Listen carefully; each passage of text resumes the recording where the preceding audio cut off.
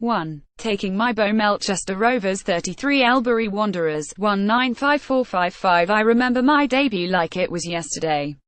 It joined the first team with my great friend Blackie Gray, and I was lucky enough to score twice in a 33 draw with Elbury. It was a real seesaw encounter. We led 20, then went 32 down before I levelled late on with a left-foot drive from about 18 yards out. I should have been ecstatic, but I wasn't happy with my performance. It flagged badly during the second half and struggled to cope with a step up. I clearly remember Elbury's England forward Artie Hedlow grabbing me at the end and saying, "Not a bad show, kid, but you're not quite up to this class of soccer yet. I guess you'll be back in the reserves next week." Tough luck. That was a bit underhand. I told him he'd knock his thundering block off, which I regret now, but I guess emotions were high at the time, too.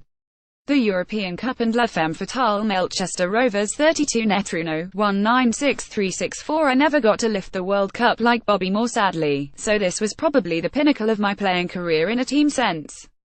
We faced the crack Italian outfit Netruno in the European Cup final in Paris, but our preparations were complicated by the fact that Blackie Gray had got himself mixed up with a French film star named Suzanne Cerise, who I believe was stepping out at the time with a stuntman named Ed Garrard.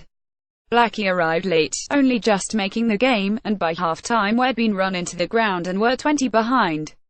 Luckily, I had a wizard plan. I brought Suzanne into the changing room to give the lads a little pep talk. I remember as clear as if it was yesterday what she said: "Emmy's heroes, you win for me. Yes, I have a surprise for you if you do."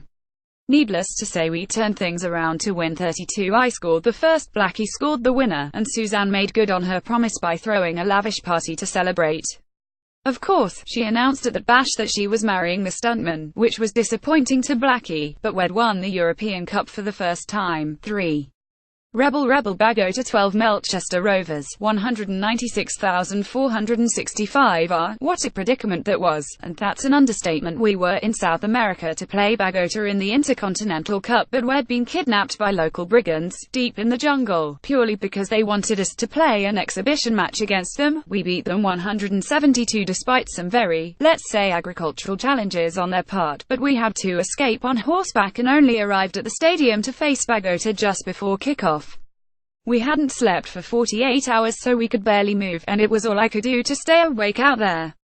Now, Bagota should have been out of sight, but we reached half-time and it was only 10, at which point the cavalry arrived. A couple of the brigand rebels came and, as a peace offering, gave us all a rejuvenating potion they called Carioca juice. I have no idea what was in it, but it did the trick all right, and we were fresh as the proverbial daisy after that. I scored twice, the second a close-range overhead kick, so at least all was well that ended well. 4. The marquee signings. Melchester Rovers 61 Stambridge 198,586. I've chosen this game not because I scored twice, which was nice, but because I was able to blood one of the new signings in it, Spandau Ballet pop star Martin Kemp. Kempy scored as well, with a fine volley, and his performance was vindication of us signing him and his bandmate Steve Norman from Rockley Wanderers. A lot of people thought that double signing was just a gimmick, as they did when we brought Bob Wilson and Emlyn Hughes out of retirement, appointed Jeffrey Boycott chairman, and made Radio 1 DJ Simon Mayo our honorary vice president. But that was never the motivation. The Spandau Boys were fine additions, and my word, they kept us entertained in the changing room with some of their hits.